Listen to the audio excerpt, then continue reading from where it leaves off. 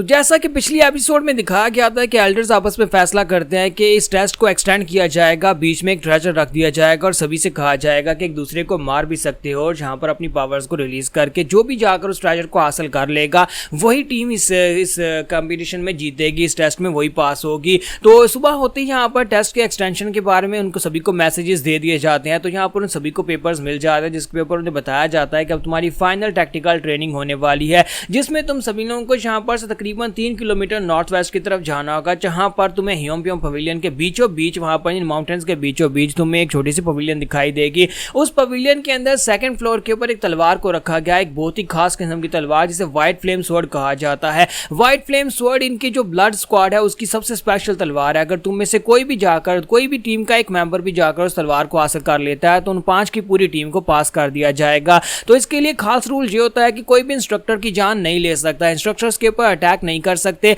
लेकिन एक दूसरे के ऊपर अटैक करके उनकी जान ले सकते हो। तो ये देखने के बाद, ये पढ़ने के बाद सभी लोग हैरान होते हैं और कहते हैं कि अब ये यहाँ पर कैसा नया रूल आ गया। पहले यहाँ पर उन लोगों ने कहा था कि ये स्ट्रिक्टली प्रोहिबिटेड है कि हम लोग एक दूसरे की जान नहीं ले सकते, और अब यहाँ पर ये कह रहे हैं कि हम लोग एक दूसरे को भी मार सकते हैं। इसका मतलब यह है कि सिर्फ एक टीम वहां पर तलवार को हासिल करने के बाद जीत सकती है और बाकी की जितनी टीम्स बची हैं उन सभी को मारना होगा। इसका मकसद तो फिर यही हो सकता है कि ये लोग यहाँ पर खून खराबा करना चाहते हैं। तो मां सियोली भी मैसेज को पढ़ लेता और उसके बाद सोच रहा था, मुझे लगता है कि उन लोगों को पता चल चुका है कि यहाँ पर वो बंदा यूसु वैंग मर चुका है और साथ में उनका एक एल्डर मर चुका है। इसी वजह से उन लोगों ने यहाँ पर इस टेस्ट को एक्सटेंड किया है। टेस्ट को एक्सटेंड करने का इसके अलावा और कोई मकसद हो ही नहीं सकता। लेकिन अब मैं यहाँ पर यह सोच रहा हूँ कि इस तरह की सिचुएशन के अंदर से हम लोग कैसे निकलेंगे।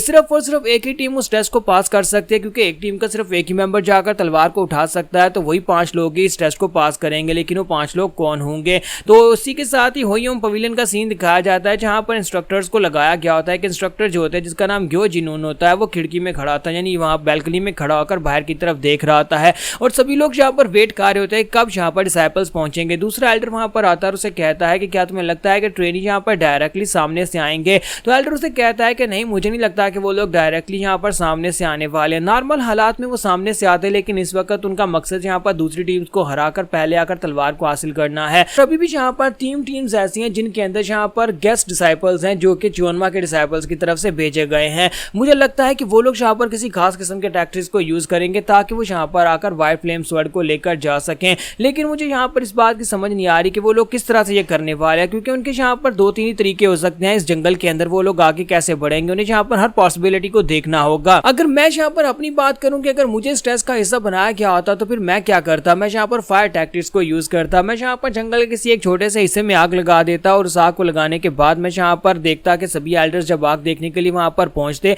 तो मैं यहाँ पर चुपके से अंदर घुस आता और आने के बाद तलवार को ले लेता। मुझे लगता है कि यही सबसे बेस्ट टैक्टिक होने वाला है। तो दूसरा एल्डर उसे कहता है, लेकिन मुझे नहीं लगता कि वो लोग यहाँ पर इस तरह के टैक्टिक्स को यूज करेंगे, क्योंकि अगर उन लोगों ने यहाँ पर आग लगाई तो वो आग फैल भी सकती है और मुझे नहीं लगता कि वो लोग आग लगाने वाले हैं। तो एल्डर उसे कहता है, लेकिन अगर उन लोगों ने आग लगा दी तो फिर यहाँ पर इसकी भी एक लिमिट है, वो जानबूझकर यहाँ पर ज्यादा आग को फैलने नहीं देंगे, क्योंकि अगर वो लोग यहाँ पर आग लगाएंगे तो फिर इस तलवार के साथ साथ पूरे का पूरा पवेलियन भी जल जाएगा और साथ ही बाकी के सभी डिसाइपल्स को भी यहाँ पर से निकलना पड़ेगा, यानी सभी ट्रेनिंग्स को भी यहाँ पर इस जंगल को छोड़कर जाना पड़ेगा। इस वजह से मुझे नहीं लगता कि उनमें से कोई इतना बड़ा बेवकूफ होगा जो यहाँ पर इस पूरे जंगल में आग लगा दे। तो इसका मतलब यह है कि वो लोग यहाँ पर किसी और टैक्टिक को यूज करेंगे, वो यहाँ पर से डायरेक्टली निकल कर आएंगे, हमारे पर अटैक करते हुए तलवार को लेने की कोशिश करेंगे। लेकिन खैर कुछ भी हो सकता है। हमने यहाँ पर पहले बहुत सारा पानी और बहुत सारी रेत इकट्ठी कर रखी है कि अगर यहाँ पर वो लोग आग लगाते भी हैं बेवकूफों की तरह तो हम लोग उस आग को बुझा सकें। फिर साथ ही वो कहता है, लेकिन मुझे एक बात की समझ नहीं आई कि आखिर हमारे पवेलियन मास्टर ने व्हाइट स्नो स्वॉर्ड को यहाँ पर क्यों दांव पर लगा दिया है।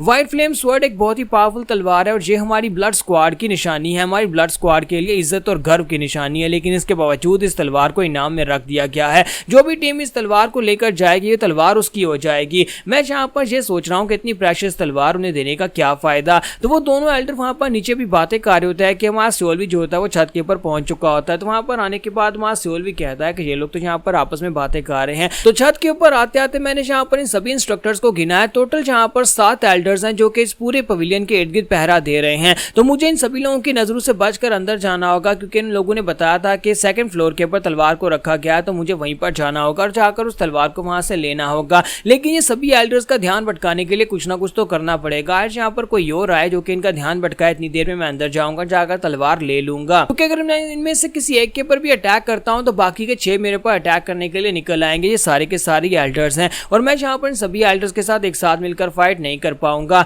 बस यहाँ पर कुछ ऐसा हो जाए जिसकी वजह से मुझे अंदर जाने का मौका मिल जाए। तो हमारा सोल भी साइड के ऊपर देखता है, धुआं निकल रहा था तो वो कहता है लो हो गया, जिसका मुझे यहाँ पर जो मुझे चाहिए था वो हो गया। अब वहां पर से धुआं निकल रहा है, इसका मतलब यह है कि मैं यहाँ पर इनकी नजरों से बचकर अंदर जा सकता हूँ। तो सभी एल्डर्स जो होते हैं वहां पर उस तरफ देखते हैं। एक एल्डर बाहर से भागता हुआ आता है, कहता है कि एल्डर बहुत ही बुरा हुआ है, उन कमीने लोगों ने माउंटेन के ऊपर आग लगा दी है। तो एक एल्डर जो होता है वो कहता है कि हमें तो पहले से पता था कि वो फायर टैक्टिक को यूज करने वाला है। ठीक है, रेत और पानी का इस्तेमाल करो आग बुझाने के लिए, ज्यादा पैनिक होने की जरूरत नहीं है। तो जो एल्डर उन्हें खबर देने के लिए आया था वो उनसे कहता है कि मुझे लगता है कि हमें यहाँ से निकल जाना चाहिए। वो कहते हैं इस बात का क्या मतलब है? तो एल्डर उनसे कहता है क्योंकि आग फैलती जा रही है और फैलकर यहाँ तक आ चुकी है। तो एल्डर उनसे कहते हैं कि इस बात का क्या मतलब है आग फैलती जा रही है? मैंने कहा ना कि हमारे पास रेत और पानी, हम लोग आग पर कंट्रोल पा सकते हैं। फिर साथ ही उनसे कहता है कि तुम जरा आग को देखो तो सही। वो लोग दूसरी साइड के ऊपर जाते और जाकर आग को देखते हैं तो पूरे का पूरा जंगल जल रहा होता है। इतनी बड़ी आग होती है कि वो आगे की तरफ बढ़ती जा रही होती है। तो एक एल्डर कहता है ये क्या, तुमने तो कहा था कि वो थोड़ी सी आग लगाएंगे ध्यान भटकाने के लिए, लेकिन उन बेवकूफों ने पूरे जंगल को ही आग लगा दी है।